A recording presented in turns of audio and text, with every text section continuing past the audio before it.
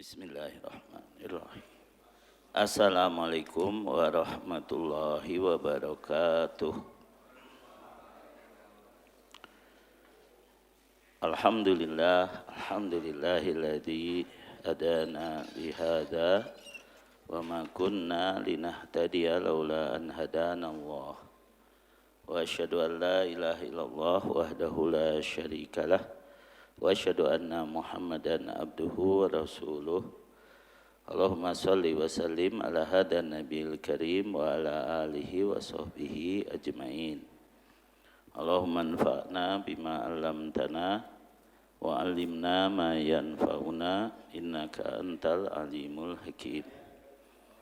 Allahu akbar, la ilaha illallah, Allahu akbar walillahil hamd. Amma ba'd. Alhamdulillah jemaah sekalian, kita bersyukur kepada Allah Subhanahu wa taala pada subuh pagi ini masih dimudahkan oleh Allah untuk melangsungkan kajian rutin di Masjid Al-Ikhlas yang mana ada keistimewaan hari ini termasuk dari hari-hari terbaik di sepanjang tahun, yaitu termasuk 10 hari pertama Dzulhijjah. Rasulullah SAW bersabda, "Ma min ayyamin al-amalu salihu fiha ahabbu ilallah min hadhil ayyam."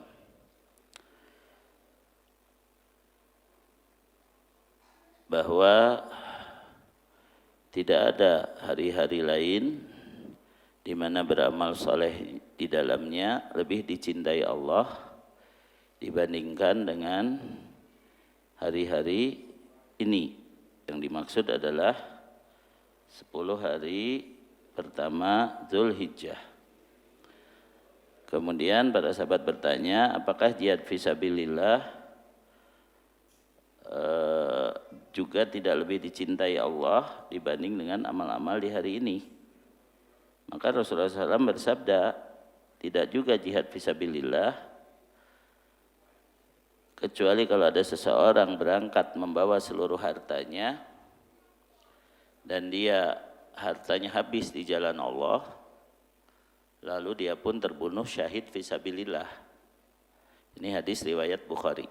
Jadi yang setara dengan amal-amal saleh di 10 hari pertama Dzulhijjah jika diterima Allah dan jika sungguh-sungguh dilakukan hanyalah kalau ada orang berjihad membawa seluruh hartanya dan dia pun mati syahid, hartanya habis semua di jalan Allah. Padahal kenyataannya dalam sejarah itu belum pernah terjadi. Belum pernah terjadi. Sebab dalam riwayat kita tahu yang pernah menyerahkan seluruh hartanya fisabilillah itu hanya siapa? Abu Bakar As-Siddiq kan.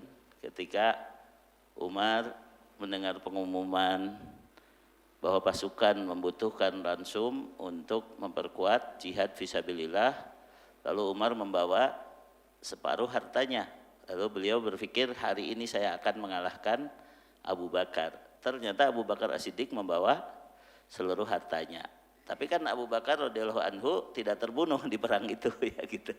Jadi boleh dikata belum pernah juga ada orang yang menyerahkan seluruh hartanya dalam perang fisabilillah, apalagi sampai terbunuh gitu. Artinya amal-amal di 10 hari pertama Dzulhijjah ini bisa dikatakan tidak bisa ditandingi dengan amal-amal lain karena belum pernah terjadi yang dinyatakan Rasulullah SAW itu sampai sekarang gitu ya. Begitu.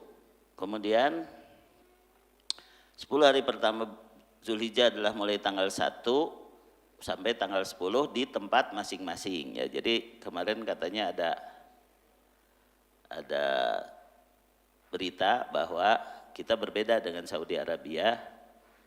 Saudi Arabia memulai tanggal 1 Dzulhijjah di hari Jumat, sementara Indonesia mulai di hari Sabtu, berarti hari ini baru tanggal 9. Hari ini kita saum Arafah. Ingat, saum Arafah itu bukan saum yang sesuai dengan orang wukuf di Arafah, tetapi saum tanggal 9 gitu ya. Hari Arafah adalah hari tanggal 9 Dzulhijjah. Jadi tanggal 9 di negara masing-masing ya. bagi kita tanggal 9-nya hari ini. Ya mudah-mudahan ini pada diamalkan oleh jamaah di sini ya. Nah, saum Arafah bisa menghapus dosa yang lalu, setahun yang lalu dan dosa setahun yang akan datang. Lalu ada yang nanya ke saya, Ustadz gimana kalau saumnya 2 tahun sekali? Ya jangan terlalu kegeeran gitu kan gitu kan. Karena kita saum Arafah bukan sekedar pasti diterima sehingga dosanya terhapus 2 tahun, lalu setelah itu tahun depan nggak usah saum lagi, nggak usah begitu. Kenapa? Karena kita saum Arafah mengikuti sunnah yang diajarkan Rasulullah SAW, itu saja gitu ya. Kalau soal pahala mah kita nggak tahu kan gitu, walaupun diberitahukan gitu kan supaya penyemangat. Nah, oleh karena itu ada satu buku ya judulnya itu Arba'ah wa Arba'una Faidah fi Ashri Dzulhijjah, 44 faidah dalam memahami 10 hari pertama Zulhijjah. Karena sangat ironis banyak umat Islam yang nggak aware, nggak perhatian di 10 hari pertama Zulhijjah, sama aja biasa gitu, nggak menjaga diri dari berbuat maksiat, nggak berusaha meningkatkan ketaatan. Dan ketaatan itu kan bisa macam-macam, termasuk pengajian hari ini ya. Untuk menyemangati sebenarnya sekalian mengingatkan pengajian hari ini ada istimewanya, yaitu termasuk 10 hari pertama Zulhijjah. Jadi pahalanya lebih besar ya gitu kan kalau diterima.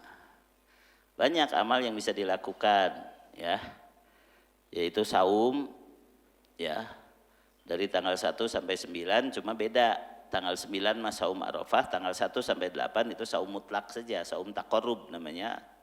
Kita ingin mendekatkan diri kepada Allah, kecuali kalau yang biasa Senin Kamis, maka hari Senin hari Kamisnya saum Senin Kamis yang lebih besar pahalanya dibanding dengan Senin Kamis yang lain. Yang biasa saum Daud ya niatkan saum Daud yang lebih besar pahalanya dari hari-hari lain. Tetapi saum Daud di 9 hari pertama Zulhijjah bisa tiap hari, dalam arti yang satu saum Daud, yang satu saum mutlak, nah kayak gitu kan. Kemudian juga walaupun tanggal 8 disebut hari Tarwiyah, tidak ada yang disebut saum Tarwiyah, yang ada saum apa? Saum Arafah. Dan ingat, ini juga alasan mengapa tanggal 9 itu disebut saum Arafah, tapi tidak perlu dikaitkan dengan hari orang wukuf di Arafah. Kenapa? Karena tanggal 8 disebut hari Tarwiyah, sementara Tarwiyah itu artinya memberi minum unta untuk perjalanan haji ya. Memberi minum unta sekarang sudah enggak pakai unta kan? Ya, pakai bensin kan, tapi tetap saja disebut hari Tarwiyah tanggal 8 itu. Jadi nama hari adalah berkaitan dengan nomor tanggalnya, bukan berkaitan dengan peristiwa. Ini hanya sekedar penamaan yang kemudian tidak selalu dikaitkan dengan peristiwa. Sebagaimana bulan Ramadan, Ramadan itu artinya panas. Kalau dulu disesuaikan supaya jatuhnya di musim panas dengan yang disebut nasi ya, jadi ada bulan tambahan. Kalau sekarang nggak perlu karena Allah sudah menetapkan pokoknya 1 tahun 12 bulan, 4-nya bulan haram, salah satunya bulan Ramadan, dan Ramadan tidak harus selalu musim panas walaupun namanya masih sama Ramadan. Nah seperti itulah yang dimaksud dengan bahwa penamaan itu walaupun ada asal usulnya, tetapi setelah berjalan tidak perlu harus dikaitkan dengan peristiwanya. Seperti Robi itu artinya musim semi ya. Robi artinya musim semi, tapi tidak selalu Robiul Awal, Robiul Tsani itu jatuhnya pada musim semi kan gitu. Jadi hal-hal seperti itu kita harus paham. Jadi walaupun sekarang tanggal 9 ini dianggap oleh sebagian orang tidak sesuai dengan wukuf di Arafah, tapi tetap saum Arafah hari ini. Belum lagi kalau kita lihat secara ilmiah bahwa yang disebut penanggalan Qamariyah atau penanggalan Hijriyah harus dibedakan dengan penanggalan Miladiyah atau penanggalan Syamsiyah, penanggalan Masehi ya. Penanggalan Masehi itu murni ditetapkan berdasarkan peredaran bumi mengelilingi matahari dan ditetapkan dengan kesepakatan bukan dengan dalil ya. Jadi disepakati bahwa karena peredaran bumi mengelilingi matahari itu 365 seperempat hari, maka jumlah hari dalam setahun 365 hari, kemudian setiap 4 tahun sekali ada yang 366 hari atau tahun kabisat. Tapi kemudian setelah diteliti lebih lanjut ada pergeseran, harusnya 21 Maret itu musim semi, ternyata bergeser 10 hari, maka ada perubahan tahun 1758 itu oleh Paus Gregorius, ada 5 hari yang dipangkas. Jadi 5 Oktober tahun itu langsung diubah menjadi 15 Oktober ya. Jadi ada loncat 10 hari ya. Ada loncat 10 hari dan itu tidak semuanya langsung sepakat seluruh dunia, sampai akhirnya setelah dijelaskan dasar ilmiahnya diterimalah kalender jenis yang kedua yang disebut kalender Gregorian ya. Kalau kalender yang pertama disebut kalender Julian ya, itu ditetapkan oleh Julius Caesar. Nah, ternyata setelah penelitian juga 365,2425 hari yang ditetapkan oleh Paus Gregorius itu masih kurang dikit, harusnya 365,2422 hari. Tapi itu hanya berubah 1 hari setiap 10.000 tahun, jadi diabaikan karena belum tentu kita mengalami 10.000 tahun lagi gitu. Kiamat kan sudah dekat kan gitu.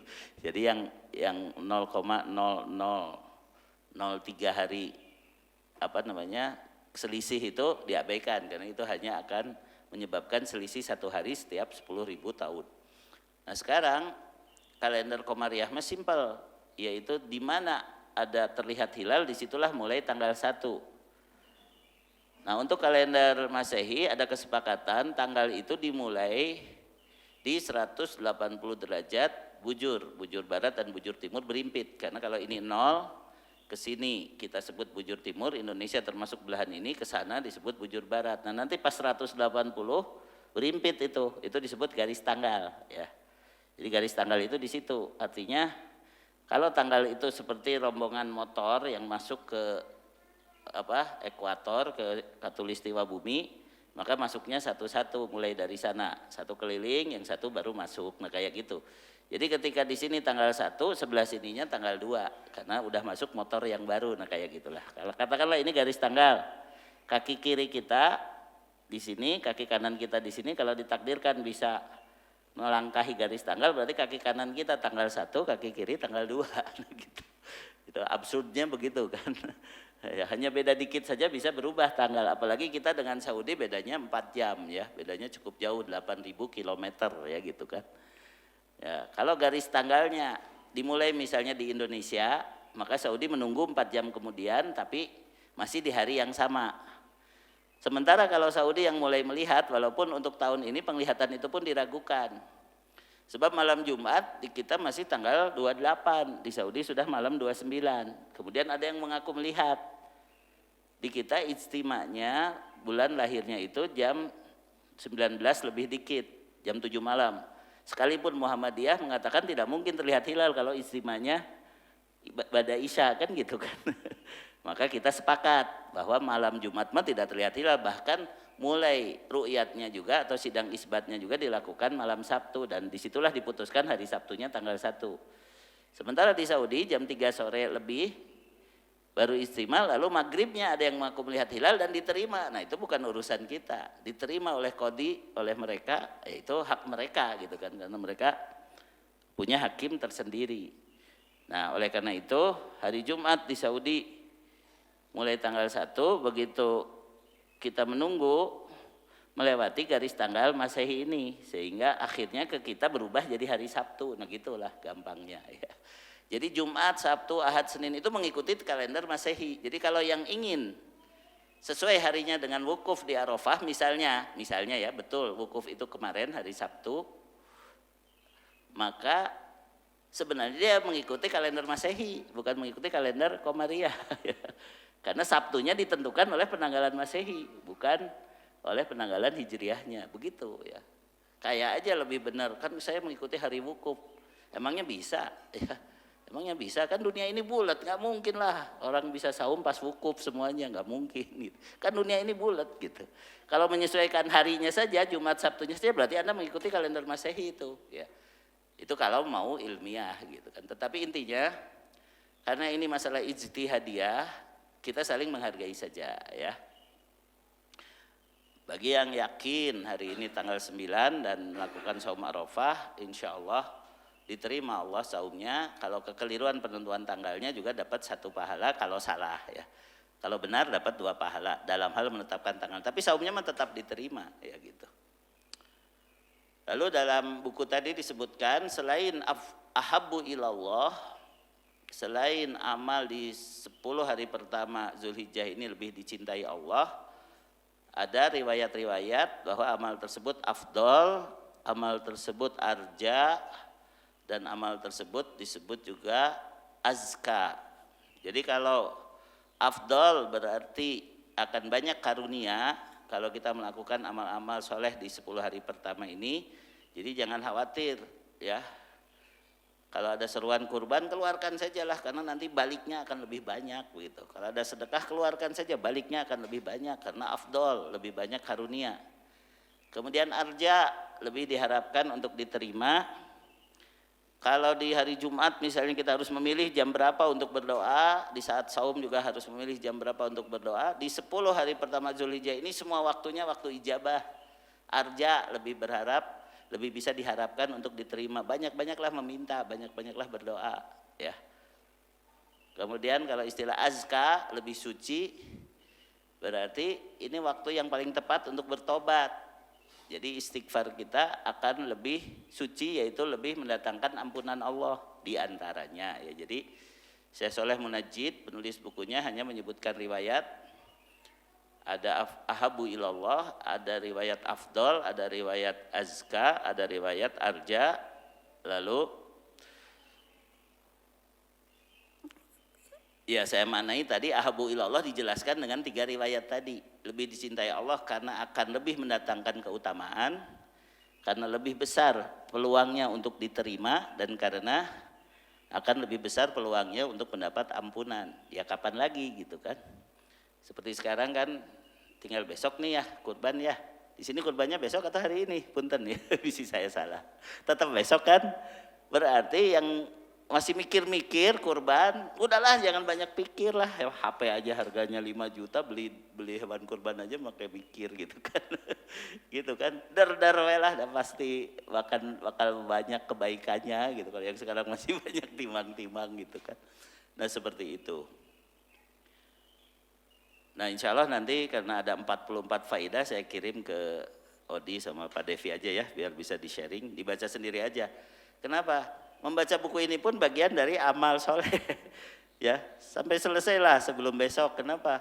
Buat bekal tahun depan gitu kalau menghadapi lagi 10 hari pertama Zulhijjah gitu ya gitu. Kemudian juga apalagi amal soleh lainnya. Bisa juga saum sholat malam tiap malam, seperti 10 malam terakhir Ramadan kan kita sholat malam tiap malam. Karena ada penafsiran wal fajri walayalin ashr, itu yang dimaksud adalah 10 malam pertama Zulhijjah juga selain 10 malam terakhir Ramadan ya. Bisa juga kita tadi ya banyak berdoa, banyak berzikir, termasuk zikir takbir ya, walaupun tidak perlu dilakukan, tidak perlu bareng-bareng. Allahu Akbar, la ilaha illallah, Allahu Akbar, walillahil hamd. Kalau di Idul Fitri itu disunahkannya dari ba'da subuh sampai selesai sholat id, sampai di lapangan ya gitu. Kalau Idul Fitri hanya sebentar waktu takbir itu sebenarnya, walaupun boleh juga dari sejak matahari terbenam di malam 1 Syawal untuk bertakbir berdasarkan ayat walitukmilul iddata walitukabbirullaha ala ma hadakum. Tetapi yang disunahkannya yaitu dari ba'da subuh sampai sholat id. Sudah selesai sholat id nggak ada takbiran. Tapi kalau takbir yang di 10 hari pertama Zulhijjah mulai tanggal 1 juga sudah boleh takbir, hanya nggak perlu rame-rame, nggak perlu berirama, dan nanti berakhirnya sampai hari tasyrik, sampai asar di hari tasyrik di sholat 5 waktu misalnya ya, boleh imam mengingatkan takbiran ya di tanggal 13 Zulhijjah ya, mengingatkan bahwa ini salah satu amalan yang bisa dilakukan di hari-hari tasyrik ya setelah hari Idul Adha. Dan hari terbaik dari 10 hari pertama Zulhijjah adalah hari Idul Adhanya, hari besok. Karena di hari Idul Adha sudah jelas amalannya. Kita sholat Id, kita menyembelih hewan kurban, kita bertakbir, ya. Dan mengalirnya darah hewan kurban yang disembelih karena Allah itulah amal yang paling dicintai Allah di hari itu. Dikarenakan kalau dibalik, ketika seseorang menyembelih hewan bukan karena Allah, ditujukan untuk upacara adat misalnya, untuk berhala tertentu, hukumnya apa? Hukumnya apa kalau orang menyembelih bukan karena Allah? Hukumnya apa? Syirik, musyrik ya. Syirik akbar ya gitu. Itu adalah dosa yang paling dimurkai Allah. Berarti ketika menyembelih karena Allah, amalnya paling dicintai Allah. Padahal amalnya juga sunat gitu. Hanya itu amal yang paling dicintai Allah. Belum lagi orang-orang kafir ketika menyembelih hewan kurban juga banyak menyembelihnya, tapi tidak akan ada yang bisa menandingi jumlah hewan kurban yang dilakukan umat Islam seluruh dunia serentak di tanggal 10 Zulhijjah kan gitu. Kan Abdul Muthalib saja dulu menyembelih hewan kurban itu karena mau menggantikan tebusan buat anaknya. Jadi Abdul Muthalib, kakeknya Rasulullah SAW, ketika dia merasa banyak diberi kemudahan, dijadikan tokoh Quraisy ya, melayani jamaah haji, memberi minum ya, hajinya haji jahiliyah tapi ya. Kemudian dia diberi anak-anak, diberi harta yang banyak, maka dia bernazar, kalau anak saya berjumlah sekian akan dikurbankan salah satu untuk persembahan kepada berhalanya kan gitu ya. Itu ada, nazar jahiliyah juga ada gitu ya. Lalu setelah tercapai jumlah anaknya yang dinazarkan itu, lalu diundilah siapa yang harus dikurbankan, jatuh kepada Abdullah. Abdullah itu anak yang paling disayangi, maka menyesallah dia.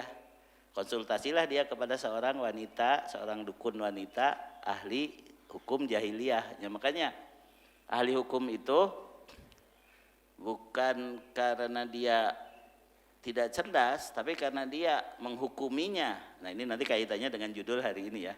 Menghukuminya bukan dengan hukum Allah, maka dia disebut jahiliyah. Karena Abu Jahal itu nama gelar asalnya adalah Abul Hakam. Kemudian nama aslinya Umair bin Hisham.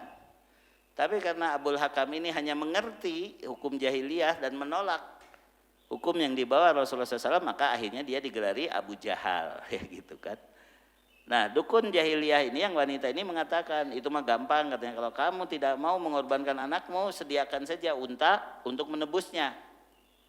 Sediakan 10 unta untuk menebus Abdullah ini. Bikin aja undian, tulisan Abdullah, tulisan unta, cabut 1. Keluar Abdullah, tambah lagi 10 unta. Cabut lagi, keluar Abdullah, tambah lagi 10 unta. Ketika dicabut unta, baru selesai. Ternyata itu berlangsung sampai 10 kali, artinya 100 unta yang dikorbankan Abdul Muthalib untuk menebus putranya Abdullah supaya tidak jadi dikorbankan gitu. Ini tarikh ya, sejarah sebelum kelahiran Rasulullah SAW. 100 unta banyak nggak? Banyak, jangankan dulu, sekarang aja 100 unta itu banyak, orang kalau kurban 100 unta ya. Jadi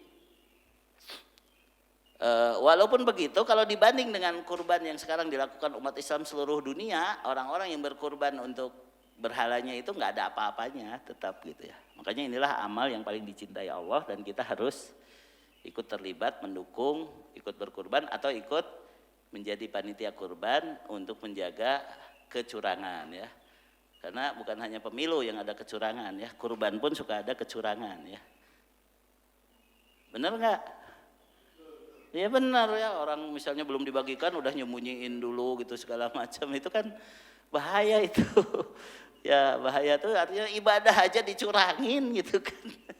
Ya bagaimana kita bisa selamat dalam urusan lain kan gitu ya. Dan itu salah satu amal juga ya. Ya Ustadz, kalau saum berat, zikir berat, sholat malam berat, kurban juga berat ya.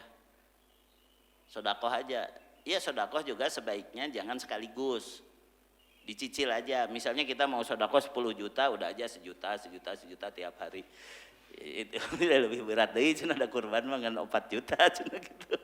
Ya, enggak lah kalau nggak bisa 10 juta ya 10.000 aja, 1.000 tiap hari gitu kan, dicicil aja kurbannya supaya masuk kepada 10 hari pertama Zulhijjah. Ya baik, jadi judul hari ini adalah mengenai kewajiban berhukum dengan hukum Allah, sebenarnya masih dalam kerangka ucapan dan amalan yang bisa menghancurkan tauhid atau mengurangi, merusak tauhid seseorang. Jadi salah satunya adalah berhukum dengan selain hukum yang diturunkan Allah. Tetapi saya lebih memberi judul kewajiban berhukum dengan hukum Allah, dikarenakan lebih baik menegakkan dulu yang positifnya, ya, karena nanti yang negatifnya akan tersingkir dengan sendirinya, ya, seperti dalam Al-Qur'an, ja'al haqqu wa zahaqal batil innal batila kana zahuqa. Datang kebenaran, pasti kebatilan akan tersingkir. Nah, jadi judul di dalam buku seperti ini. Salah satu yang merusak atau mengurangi tauhid adalah berhukum dengan selain hukum yang diturunkan Allah. Namun judul yang saya berikan ke panitia adalah kewajiban berhukum dengan hukum Allah. Sama aja kan sebenarnya. Sama aja sebenarnya. Nah, kalau di sini dijelaskan di antara konsekuensi beriman kepada Allah dan beribadah kepadanya ialah tunduk terhadap hukum-hukumnya, menerima seluruh syariatnya dan mengembalikan segala silang pendapat, perbedaan, prinsip, perseteruan, perselisihan dalam hal darah, harta dan hak-hak lainnya kepada Al-Quran dan As-Sunnah. Sebab sejatinya Allah lah sang hakim dan seluruh keputusan hukum dikembalikan kepadanya. Karenanya seluruh penguasa wajib berhukum dengan hukum yang telah Allah turunkan. Rakyat juga berkewajiban meminta keputusan hukum yang sesuai dengan hukum yang Allah turunkan dalam kitabnya atau sunnah Rasulnya. Allah berfirman mengenai kewajiban penguasa, innallaha ya'murukum an tu'addul amanati ila ahliha wa idza hakamtum bainan nasi an tahkumu bil adli. Sesungguhnya Allah memerintah kamu menyampaikan amanat kepada yang berhak menerimanya dan menyuruh kamu apabila menetapkan hukum di antara manusia supaya kamu menetapkan dengan adil. Ya, surat An-Nisa ayat 58. Sementara kewajiban kepada rakyat di ayat 59-nya. Ini bagian Kang Odi ya, silahkan. Surat An-Nisa ayat 59 ya. Biar ada interaktif.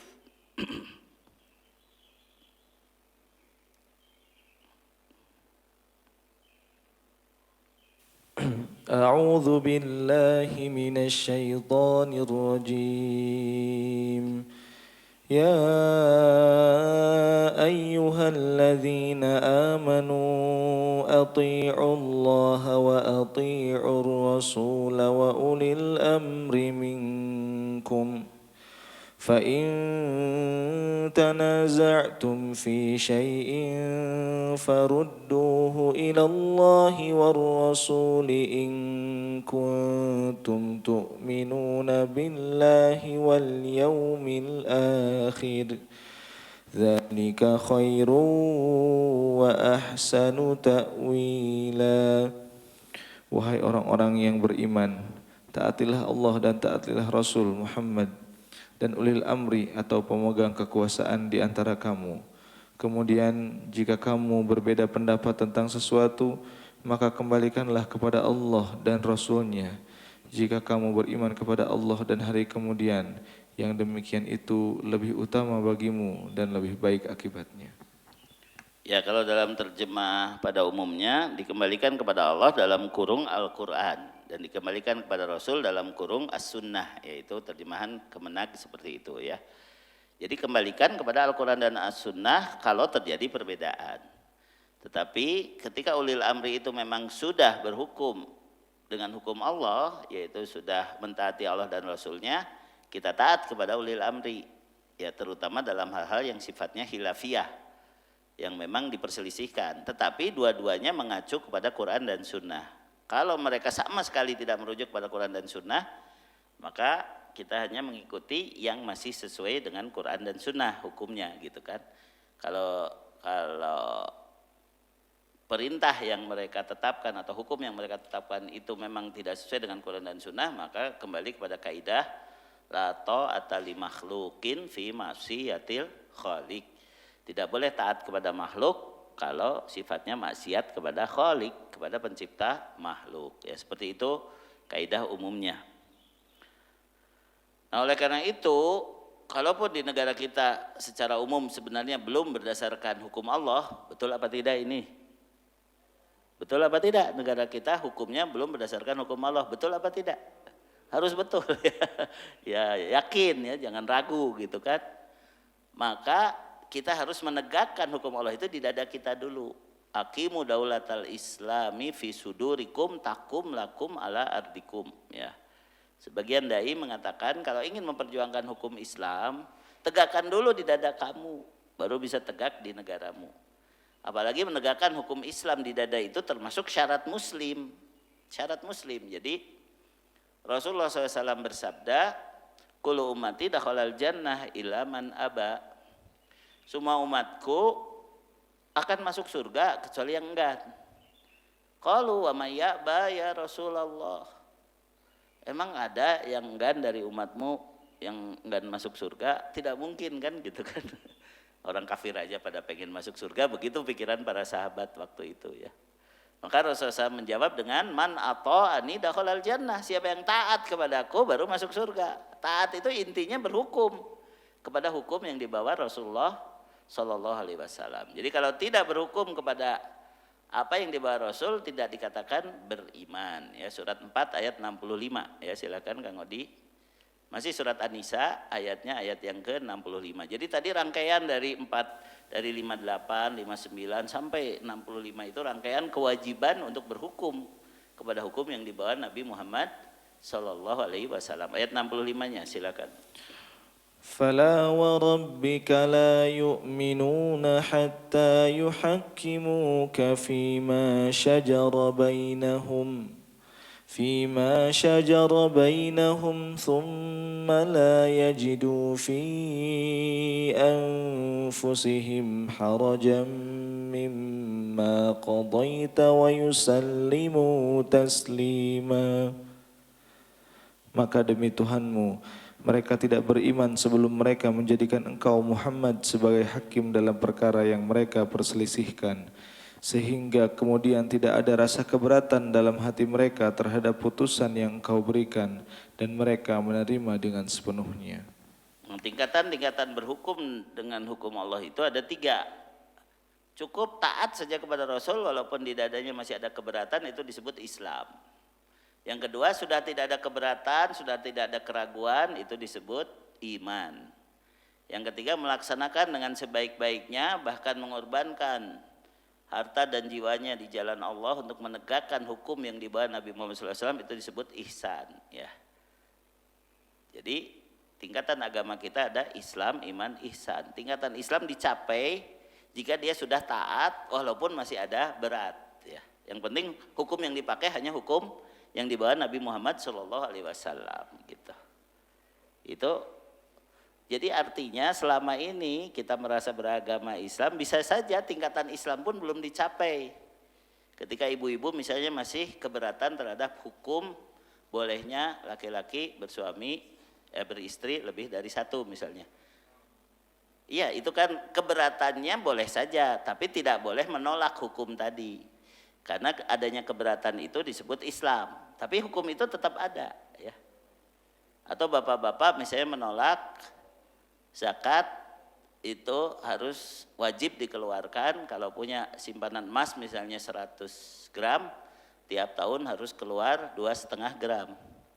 Nah kayak begitu, itu kan biasanya ada keberatan, tapi ya gimana lagi, ini udah tersimpan nih 400 kilo ya, punyanya siapa tuh? Sandra Dewi ya, ada 400 kilo itu di rumahnya emas itu, entah berapa tahun tuh, setahun berapa tuh berarti 4 kilo harus dikeluarin ya. Tapi dia pada kafir mungkin nggak ngerti itu. Tapi kalau ada orang yang menyimpan emas sampai 85 gram sebenarnya ya, tapi 100 gram aja gampangnya, harus keluar 2,5 gram tiap tahun ya. 2,5 gram itu ya 2,5 juta ya gitu. Ya gitu kan. Jadi itu walaupun keberatan, dia masih Islam kalau dia mengeluarkan itu gitu. Memang ada keberatan, tapi dia harus melakukannya. Kalau yang tadi mah tenang Bu, suami nggak harus melakukannya. Hanya ibu nggak boleh menolak, ada hukum seperti itu gitu. Betul nggak Kang Odi? Tidak harus melakukan kan? Iya. Yang harus itu meniatkan, dan ini jangan salah paham ya. Setiap laki-laki wajib meniatkan untuk ingin menikah lagi ya. Kenapa? Karena nanti di surga pasti dapat bidadari surga. Sedangkan ingin masuk surga hukumnya wajib. Jadi setiap laki-laki wajib meniatkan ingin menikah lagi. Yaitu ingin apa maksudnya?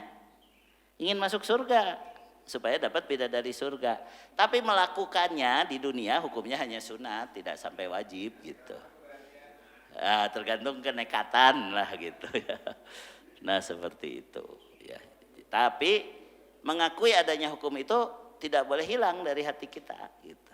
Walaupun si suami takut melaksanakannya, si ibu juga berusaha mencegah sehebat-hebatnya, nggak masalah. Itu tingkatan Islam namanya. Itu tingkatan Islam. Mengakui tapi keberatan, nggak apa-apa ya. Tingkatan berikutnya iman, lapang dada, pekwe, nikah boleh, nggak boleh. Tapi asal tahu saja konsekuensinya, sambil ngasah pisau kan ibu-ibu tuh gitu kan, pekwe, gak ada keberatan saya mah gitu kan. Nah kayak gitu. Nah ya jadi ya seperti itulah yang disebut berhukum itu. Pertama sudah saja taat karena saya member, nah gitulah. Saya member, saya umat Nabi, pokoknya apa yang dari Nabi saya taat. Walaupun taatnya ada yang bersifat wajib, ada yang bersifat sunat, tapi saya tidak mengingkari adanya perintah itu, tidak mengingkari adanya larangan itu. Nah seperti itu ya. Nah ini juga dikaitkan dengan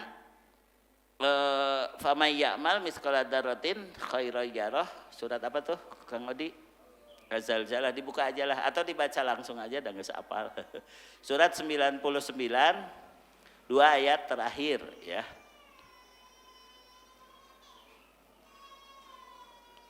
Ini biar paham saja bahwa berhukum itu bukan sesuatu yang mengerikan sebenarnya. Sesuatu keniscayaan, suatu keharusan. Kalau kita ngaku jadi umat Nabi dan pengen masuk surga, namanya surga itu mahal, indah. Nggak mungkin lah syaratnya sederhana banget, asal KTP-nya tertulis Islam selesai masuk surga. Nggak mungkin itu. Pasti harus dipenuhi itu konsekuensinya. Nah begitu juga ayat ini ya, silakan. فمن يعمل مثقال ذرة خيرا يره ومن يعمل مثقال ذرة شرا يره. Maka barang siapa mengerjakan kebaikan seberat zarrah, niscaya dia akan melihat balasannya. Dan barang siapa mengerjakan kejahatan seberat zarrah, niscaya dia akan melihat balasannya. Jadi kalau nanti di akhirat kita diadili, urusan sekecil darah pun akan dipermasalahkan. Adil tidak kalau kita tidak tahu ada hukumnya di situ. Kita nanti dipermasalahkan walaupun hanya sebesar darah. Lalu Allah tidak memberikan hukum dalam masalah itu. Adil tidak? Ya tidak adil kan? Berarti urusan yang sebesar darah pun pasti ada hukumnya begitu. Ini bisa paham nggak? Sampai-sampai ada orang Yahudi datang kepada sahabat, Nabi kamu mah ribet katanya.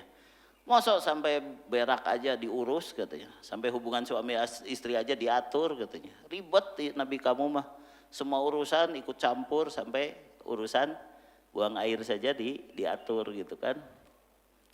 Lalu para sahabat malah mengatakan, alhamdulillah justru Nabi kita menuntun kita sampai sedetail-detailnya. Jadi kita nggak usah banyak pikir, cukup ikut aja ajaran Rasul. Kan terbalik cara pandangnya ya. Kalau orang Yahudi mengatakan itu terlalu rinci, terlalu dalam gitu kan. Kalau orang beriman mengatakan ya alhamdulillah, justru Nabi kita malah tidak membiarkan urusan sekecil apapun agar kita tahu mana yang benarnya, mana yang salahnya ya. Nah gitu ya, jadi cara pandangnya jangan melihat berhukum dengan hukum Islam itu berarti janganlah kita, apalagi sekarang ini banyak orang yang seenaknya aja ngomong kami partai Islam tapi kami tidak setuju syariat Islam, kafir lo ngomong gitu. Banyak orang yang ngomong gitu sekarang ini. Apa salahnya kalau ngomong setuju dengan syariat Islam? Emang saya ditangkap enggak juga kan gitu. Ya, emang saya diperangi karena saya mengatakan saya setuju dengan syariat Islam? Enggak juga, enggak masalah kan gitu. Karena ini masalah opini saja gitu, opini. Tapi bagi kita itu bukan sekedar opini, harus tegak di dada kita gitu ya. Harus tegak. Kalau tadi kan hanya cari suara aja ngomong begitu. Saya muslim tapi saya tidak setuju dengan syariat Islam. Saya muslim tapi saya tidak berkerudung. Kafir loh kalau mengingkari kewajiban berkerudung. Tapi kalau kamu mengatakan saya belum kuat berkerudung, ya silahkan saja. Itu baru Islam tadi, tapi masih berdosa kan gitu. Nah ini kadang-kadang kita membuang tiket surga begitu saja gitu tanpa terasa.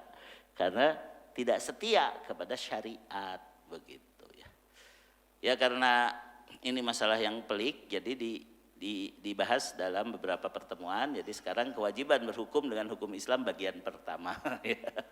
Tapi tadi gampangnya adalah lihat saja, Nabi menjamin umatnya masuk surga, sedangkan surga itu mahal. Nggak mungkin lah syaratnya cukup KTP-nya saja tertulis Islam, nggak mungkin itu.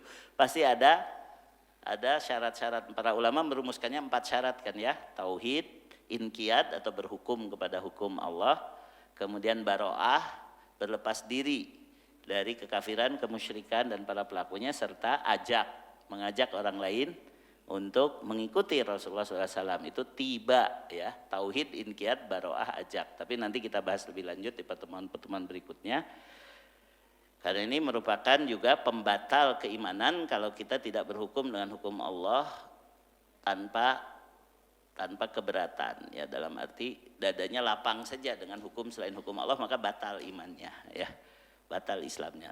Beda kalau ya saya sebenarnya keberatan tapi gimana lagi, saya terpaksa nih karena kita berada di tempat yang penguasanya menerapkan hukum bukan hukum Allah. Nah keterpaksaan itu harus ditunjukkan dengan sedapat mungkin. Kalau kita ada urusan nggak usah langsung ke hukum ke apa, musyawarahkan saja gitu kan, supaya kita tidak jatuh kepada berhukum dengan selain hukum Allah. Walaupun kalau itu pun terjadi, dalam hati tidak boleh merasa rela gitu, ada keterpaksaan seperti itu ya. Jadi astagfirullah, semoga Allah mengampuni kita ya. Makin jelas bahwa kita juga belum tentu masuk surga gitu, itu masalahnya ya.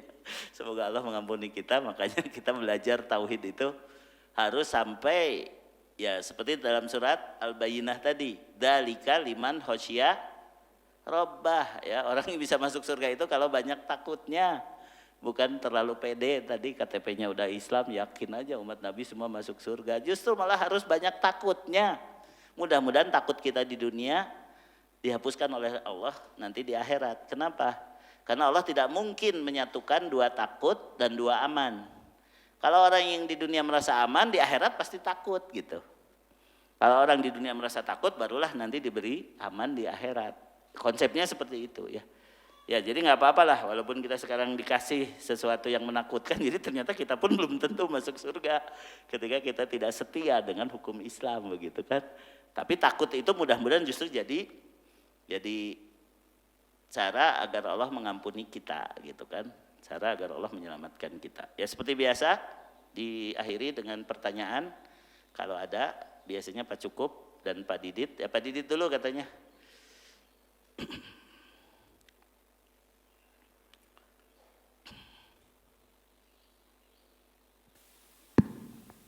Assalamualaikum warahmatullahi wabarakatuh.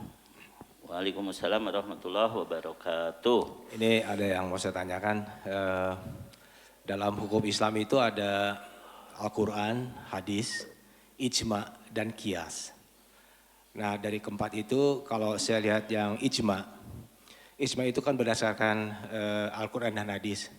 Apakah dalam ijma itu ada termasuk hukum-hukum seperti adat juga masuk, lingkungan juga masuk, misalnya seperti itu. Apakah ijma itu seperti itu?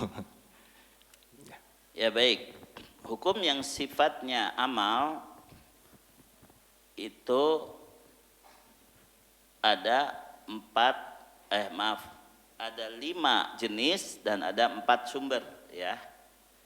5 jenis itu yaitu wajib, sunat, mubah, kemudian makruh, kemudian haram ya. Nah, itu yang sifatnya amal. Nah kemudian 4 sumber yaitu tadi Al-Quran, As-Sunnah, Ijma, dan Qiyas. Ya. Nah berbeda dengan hukum yang sifatnya keyakinan.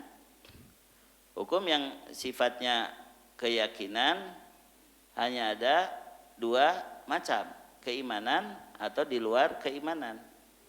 Kemudian sumbernya juga hanya 2, Al-Quran dan As-Sunnah saja. Ya. Karena keyakinan tidak boleh diijmakan dan tidak boleh dikiaskan.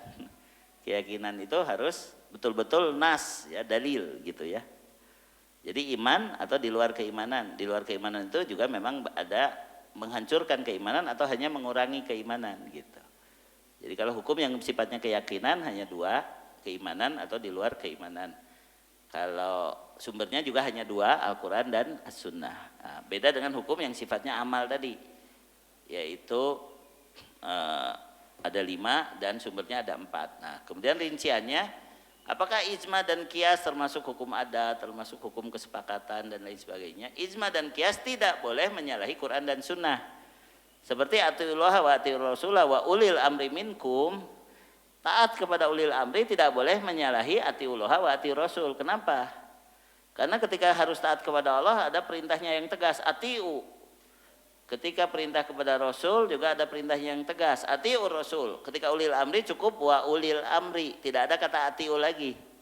Berarti taat kepada ulil amri pun harus mengikuti taat kepada Allah dan Rasulnya, baru benar gitu. Bukan sekedar karena dia ulil amri harus ditaati, tidak selalu. Perintahnya sesuai dengan perintah Allah dan Rasulnya apa tidak. Imam Ahmad mengingkari pemahaman Mu'tazilah yang dianut oleh Khalifah Al-Ma'mun. Khalifah itu sah untuk seluruh dunia.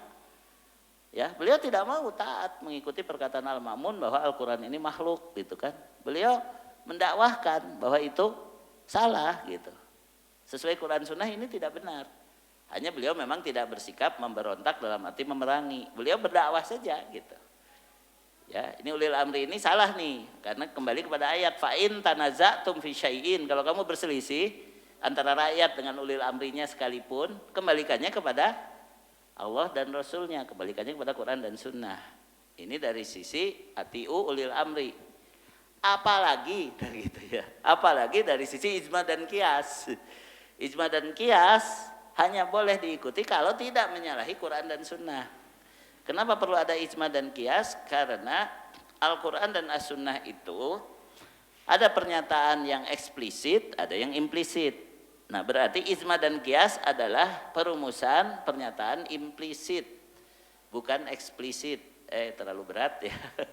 Ada yang mafhum, ada yang mantuk ya. Yang mantuk itu jelas Quran dan Sunnah. Kalau yang mafhum kembalikannya kepada ijma dan qiyas, atau ada istilah lain ijma dan qiyas itu disebut ijtihad ya. Jadi ijtihad itu dirumuskan, kadang disepakati yaitu ijma, kadang ada perbedaan, maka itu disebut qiyas ya gitu ya. Ijtihad itu adalah nama lain dari ijma dan qiyas. Dan itu tidak boleh menyalahi Quran dan Sunnah, dalam arti memang secara implisit ada dalam Quran dan Sunnah, hanya tidak tegas ya, tidak tegas. Misalnya apa? Misalnya berzakat dengan beras. Ada hadisnya? Nggak ada. Berzakat dengan mengeluarkan beras 3/4 liter atau 4 liter ya, tergantung juga tadi ya. Harus mengeluarkan zakat setiap Idul Fitri 1 sok dari kurma kering, dari susu kering, dari bulgur, dari gandum, dan dari anggur kering. Itu 5 yang ada dalam hadis. Lalu kemudian kenapa Rasulullah SAW menyebutkan 5 ini? Para ulama menyimpulkan itu adalah makanan pokok atau qut ya. Qut setiap balad, setiap negeri beda-beda. Makanan pokok setiap negeri beda-beda. Tapi yang penting volumenya harus sama, karena ini masuk perut. Volumenya yaitu 1 sok. 1 sok itu ada yang mengatakan 3/4 liter, ada yang mengatakan 4 liter gitu kan. Nah itu juga termasuk perbedaan ijtihad lagi ya. Ya, maka yang penting adalah makanan pokok. Sedangkan di negeri kita makanan pokok kita apa? Makanan pokok kita adalah bala-bala. Makanan pokok kita adalah nasi berasal dari beras gitu kan. Akhirnya kita berzakat dengan beras 1 sok. Kalau 3/4 liter berarti 2,5 kilo. Kalau ngambil yang 4 liter ya genapkan saja 3 kilo ya.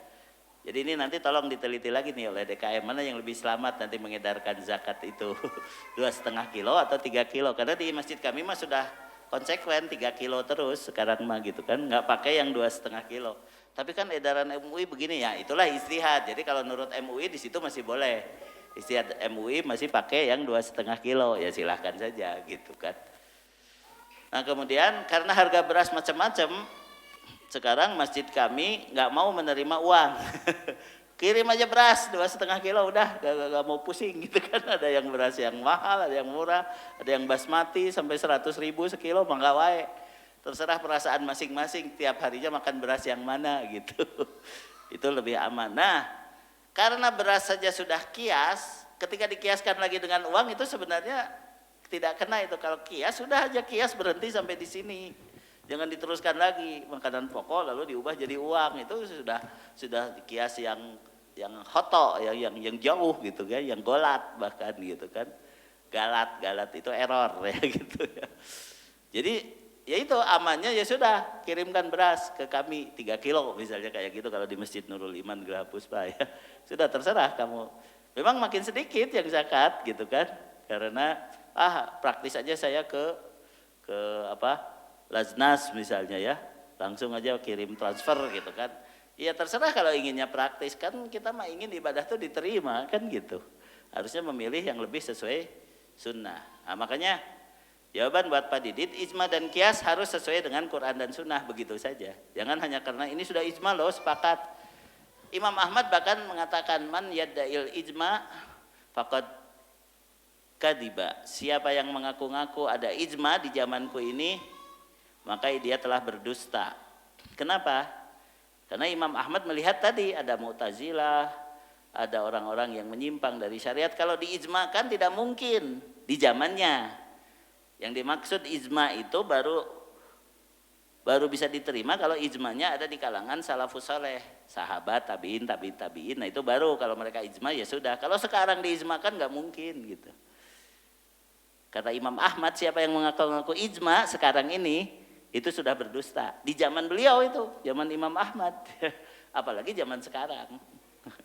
Ya, zaman sekarang ijmanya tidak mungkin ijma seluruh umat gitu masalahnya. Ya makanya ijma yang berlaku sekarang itu ijma yang sudah terjadi sejak zaman Khulafaur Rasyidin. Makanya lebih tepatnya nggak usah ijma kias deh, udah saja ijtihad gitu aja. Itu masih mending karena ijtihad masuknya kepada kias gitu. Maksudnya kepada mafhum daripada ayat, baik mafhum muwafaqah maupun mafhum mukhalafah, asal memang maksudnya mengikuti ayat gitu ya. Dan itu ada kaidah-kaidah tersendiri ya, kaidah usul fikih ya, seperti dalam kitab Al-I'tisam atau kitab I'lamul Muwaqqi'in termasuk itu semuanya para ulama merumuskan cara kita menyimpulkan hukum ya. Sebagaimana ada kaidah dalam cara menafsirkan ayat ya, kemarin pernah dibicarakan ya. Kaidah-kaidah ilmu tafsir ya. Kalau mau belajar khusus misalnya singkat kaidah-kaidah ilmu tafsir, saya menyiapkan materi KIT ya, KIT ya, kaidah ilmu tafsir. Tapi harus dilangsungkan dalam waktu yang seharian gitu ya, nggak bisa sebentar-sebentar ya kayak begitu. Nah, yang Pak Didit tanyakan tadi berkaitan dengan kaidah menyimpulkan hukum atau istimbat yang disebut usul fikih. Ya, usul fikih itu berkaitan tadi bagaimana ijma dan kias yang benar, bagaimana ijtihad yang benar, dari mana pengambilan usul fikihnya, dari mana cara menyimpulkan hukumnya ya. Enggak bolehlah seseorang mengatakan ini ijtihad saya, oke, Anda dasarnya dari mana itu kaidahnya? Kok kesimpulannya sampai seperti itu? Seperti contohnya kemarin ada Ade Armando ngomong, tidak ada tuh dalam Al-Quran perintah sholat 5 waktu. Ngaco nggak orang ngomong gitu? Dia kesimpulannya dari mana itu? Ada dalam Al-Quran perintah sholat 5 waktu apa? Ini nih, atiullah wa atiur rasul. Taatilah Allah dan taatilah Rasul. Rasul menyuruh kita sholat 5 waktu. Berarti ada nggak dalam Al-Quran? Ada, hanya tidak eksplisit. Tapi apa tadi? Implisit. Ada tapi tidak langsung gitu. Dan semua hukum juga hakikatnya begitu, ada yang eksplisitnya, ada yang implisitnya. Nah, implisitnya itulah yang disebut ijtihad, ijma, qiyas, dan itu ada aturannya juga bagaimana menyimpulkan ini ke sini. Itu yang disebut usul fikih. Begitu Pak Didit ya. Kalau dengan fatwa sendiri? Ya, orang yang berfatwa itu dianggap menguasai usul fikih, makanya dia berfatwa seperti itu. Dia sedang berijtihad, orang yang berfatwa itu. Nah, kalau kita percaya bahwa dia memang ngerti agama, ya silahkan saja ikuti gitu fatwa tersebut. Tapi yang lebih baik adalah kalau kamu masih penasaran, tanyakan surat 17 ayat 36. Jangan ikut-ikutan doang ya. Silahkan Pak Odi, Ustadz Odi, surat 17 ayat 36. Walaupun ada fatwa, ya minimal kita ngerti, oh dia berfatwa begini karena dasar ini gitu.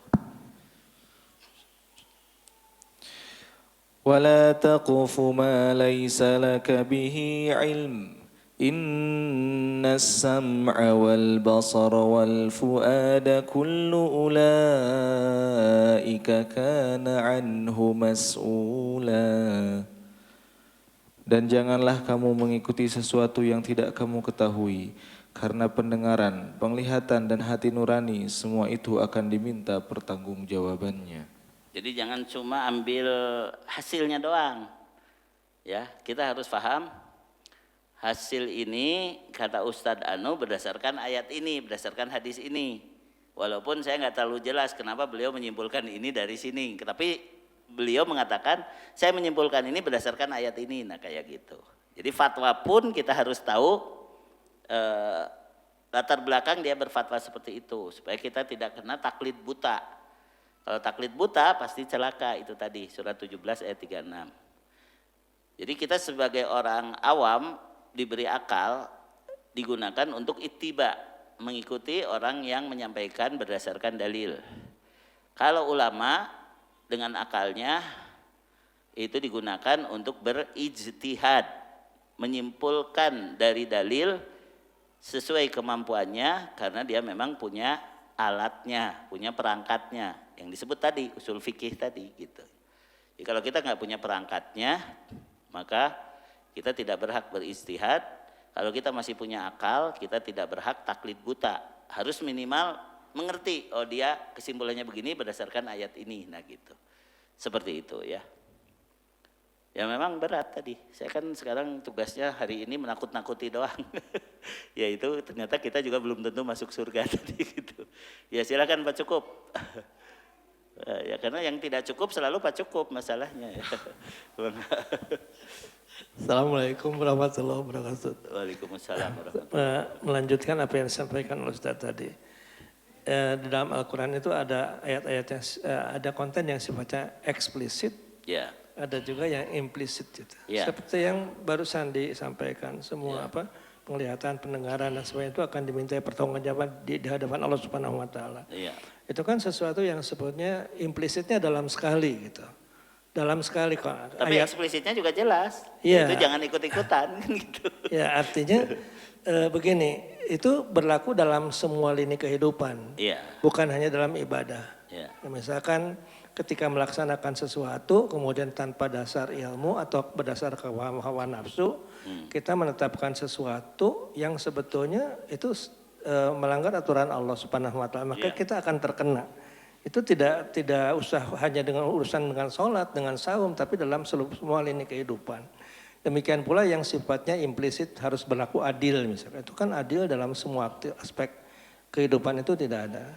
Nah, ketaatan kepada Allah Subhanahu wa taala dalam aspek yang seperti itu kadang-kadang tidak terlalu dihayati oleh kita semua.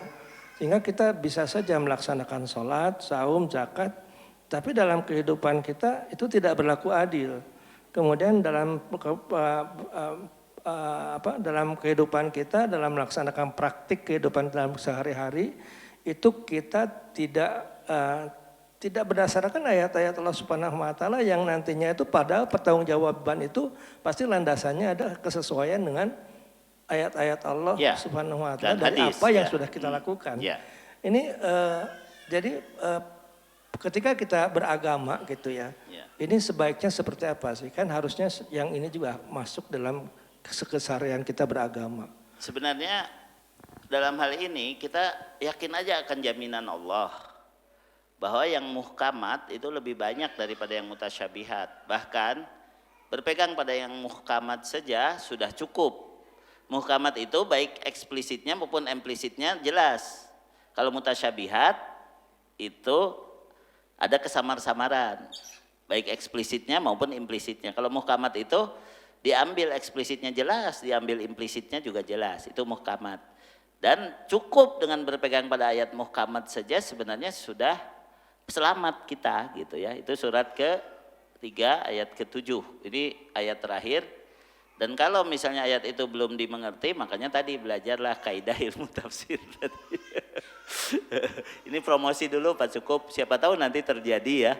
Jadi kita sekarang belajar dari Abu Yahya hanya fatwa ya tadi Pak Didit. Tapi fatwa itu saya usahakan jelas kenapa kesimpulannya begini gitu kan. Jadi bukan taklid. Jadi bapak-bapak bukan taklid, sehingga kalau beda pendapat pun silakan.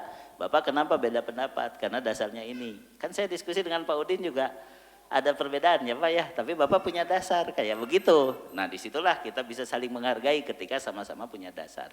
Nah ini dasar yang saya gunakan untuk menjawab Pak Cukup. Mudah-mudahan pagi ini dianggap cukup ya. Surat 3 ayat ke-7 ya. هو الذي أنزل عليك الكتاب منه آيات محكمات هن أم الكتاب آيات محكمات هن أم الكتاب وأخر متشابهات فأما الذين في قلوبهم زيغ فيتبعون ما تشابه منه ابتغاء الفتنة وابتغاء تأويله وما يعلم تأويله إلا الله والراسخون في العلم يقولون آمنا به كل من عند ربنا وما يذكر إلا أولو الألباب. Dialah yang menurunkan kitab Al-Quran kepadamu Muhammad. Di antaranya ada ayat-ayat yang muhkamat. Itulah pokok-pokok kitab Al-Quran. Dan yang lain mutasyabihat. Adapun orang-orang yang dalam hatinya condong pada kesesatan, mereka mengikuti yang mutasyabihat untuk mencari-cari fitnah dan untuk mencari-cari takwilnya. Padahal tidak ada yang mengetahui takwilnya kecuali Allah, dan orang-orang yang ilmunya mendalam berkata, kami beriman kepadanya atau Al-Quran, semuanya dari sisi Tuhan kami. Tidak ada yang dapat mengambil pelajaran kecuali orang yang berakal. Nah kata Syekh Muhammad Shalih Al-Utsaimin, Al-Quran terbagi muhkamat dan mutasyabihat tergantung orang yang membacanya. Kalau bagi orang-orang yang ajam, yang tidak mengerti bahasa Arab, semua mutasyabihat, kecuali dijelaskan oleh orang yang tahu bahasa Arab. Ya. Kalau bagi orang Arab yang tidak belajar ilmu tafsir, ada yang muhkamat jelas tanpa harus belajar tafsir, secara bahasa Arab dia ngerti muhkamat. Aqimus shalah wa atuz zakah itu muhkamat langsung, nggak perlu ada tafsir macam-macam gitu kan. Kemudian ada yang mutasyabihatnya, ya seperti tentang cahaya Allah itu seperti pelita dan sebagainya, itu mutasyabihat, itu harus dijelaskan dengan ilmu tafsir gitu kan. Nah, bagi orang yang mendalam ilmunya bisa jadi semuanya muhkamat, karena cara membaca tadi bisa dengan wa ma ya'lamu ta'wilahu illallah, berhenti kan gitu tadi seperti yang dibacakan oleh Odi. Boleh cara membacanya wa ma ya'lamu ta'wilahu illallahu warrasihuna fil ilmi, baru berhenti. Ya, itu boleh, itu hanya masalah qiraah. Begitu. Oleh karena itu ar-rasihuna fil ilmi bisa jadi diberi pengetahuan oleh Allah tentang hal yang mutasyabihat tadi dalam hal mengambil manfaat. Misalnya alif lam mim muhkamat mutasyabihat. Mutasyabihat, tapi dalam alif lam mim ada muhkamatnya, yaitu membaca satu huruf dapat 10 kebaikan. Itu muhkamatnya kan. Kemudian alif lam mim menunjukkan bahwa hanya Allah yang tahu, berarti ilmu Allah lebih tinggi daripada ilmu makhluknya. Alif lam mim tidak difahami orang Arab membuat mereka jadi tertarik untuk mendengar bahasa yang berikutnya. Nah gitu. Nah, Nyambung itu maksud satu saya, lagi, Ustaz. ya silakan. Tadi disampaikan kita tuh sangat berkepentingan untuk mengetahui kaidah-kaidah tafsir ya, landasan. Kemudian kaidah-kaidah penetapan usul fikih. Iya. Mungkin akan baik ya ini kepada jamaah juga yang lain, kepada DKM akan baik kalau misalkan kita melakukan daurah lah beberapa jam gitu atau satu hari untuk hal tersebut, karena ini akan sangat bermanfaat bagi kita ke depannya. Ini tawaran saya. Ya, jadi alhamdulillah ini kan sudah saya sounding di 3 tempat nih ya. Kemarin dari DKM Al Muhajirin Antapani kayaknya lebih menyambut. Jadi artinya dimanapun nanti terjadi, yang pernah saya sampaikan, oh ini ada yang memulai nih daurah kaidah ilmu tafsir, daurah KIT ya disingkatnya gitu kan. Insya Allah kan saya menyampaikan tafsir As-Sa'di.